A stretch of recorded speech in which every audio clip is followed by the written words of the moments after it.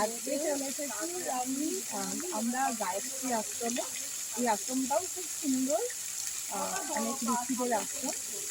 এখানে আমরা মানে আসতেই দেখতে পাচ্ছি অপূর্ব ঝর্ণা।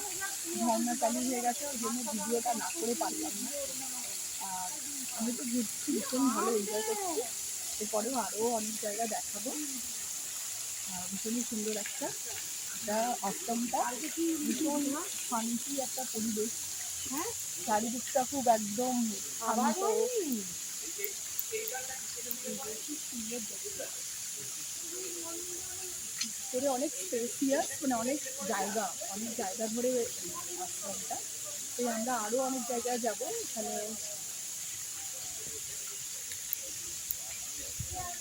ভীষণ সুন্দর একটা আশ্রম, অনেক অনেক বড় একটা আশ্রম।